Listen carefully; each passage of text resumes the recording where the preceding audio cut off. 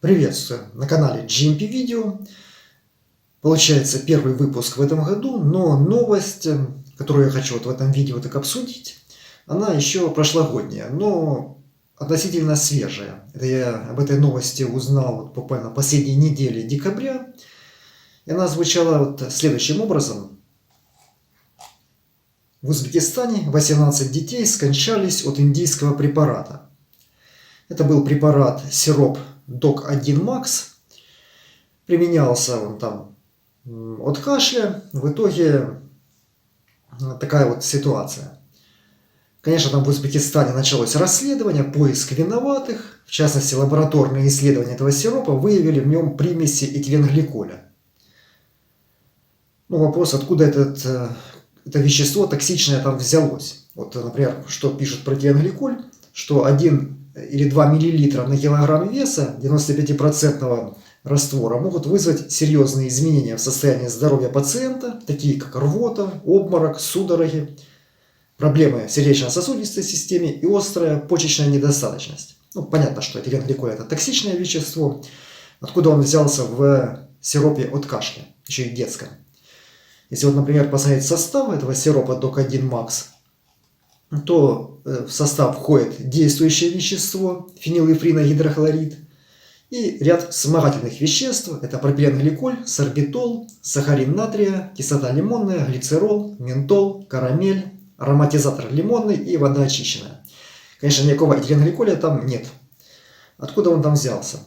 Прежде чем я выскажу свое мнение, откуда он там взялся, меня в целом так удивило, как эта информация подается, особенно касательно расследования. То есть там расследование вроде как проводится в Узбекистане, но в первую очередь виноватых ищут среди того, кто поставил этот сироп в страну, среди тех организаций, которые занимались контролем качества этих импортных лекарств. В том числе даже обвиняют родителей детей, что, дескать, они лечили детей в стиле самолечения, не соблюдали дозы, и, возможно, это еще стало причиной. Как-то я не заметил в новостях такой тенденции, чтобы спрашивали, а не виноват ли производитель этого сиропа от кашля. Кстати, производитель – это индийская компания. Могу даже зачитать такое, наверное, типовое мнение от разных специалистов фармотрасли Узбекистана, одного из них, что почему не производитель, что вполне вероятно, что проблема не в производителе. Препараты должны храниться строго в указанных условиях, учитывая, что в Узбекистане жарко, неизвестно, как их перевозили. Это отсылка к дистрибьютору, я так понимаю.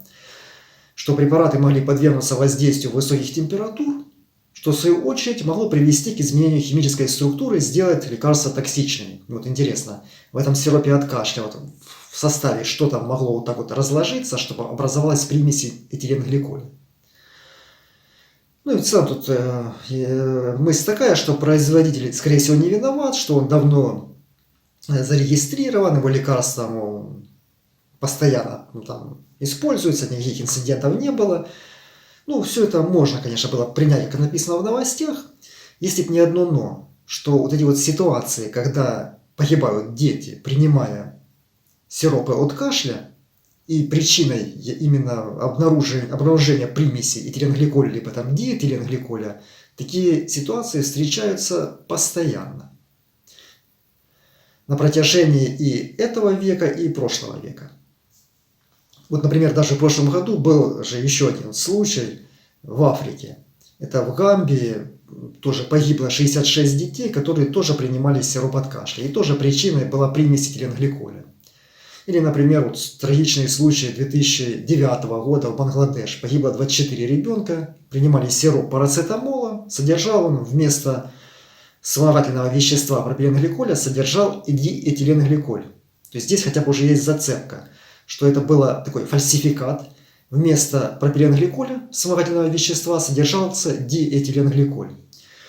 И в целом, если покопаться в законодательстве фармации Европейского Союза, то можно найти такую директиву. Это директива 2004/27 ЕС, согласно которой определялись требования к соблюдению правил GMP целого ряда производителей вспомогательных веществ.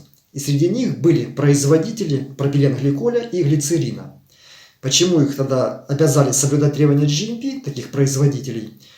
Потому что уже тогда было зафиксировано, что очень часто в лекарственных препаратах, в которых вспомогательными веществами являются пропиленгликоль и глицерин, содержатся примеси этиленгликоля. Либо в качестве примеси, либо в качестве вообще фальсифицированных заменителей пропиленгликоля и глицерина.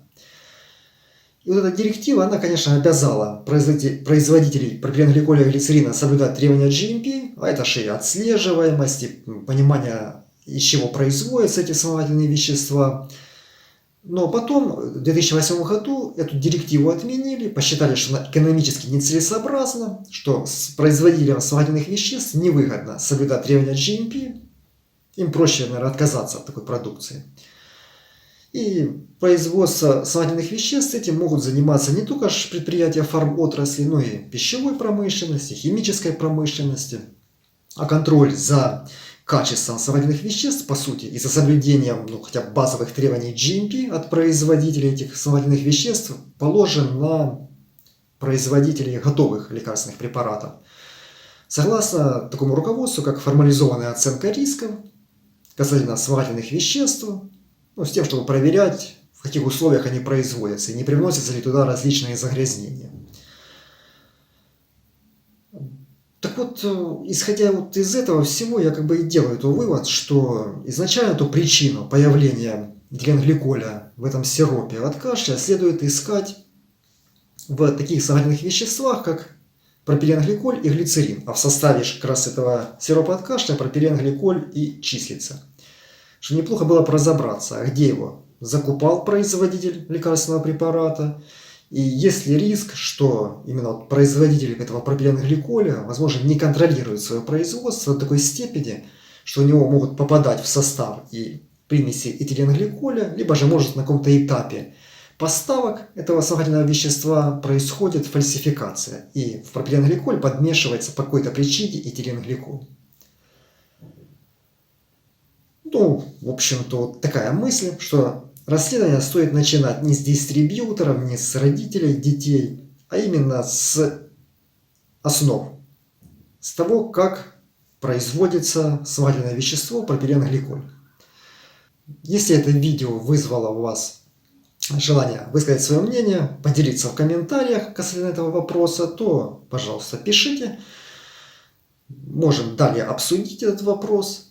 А на этом все. До встречи в следующих видеосюжетах.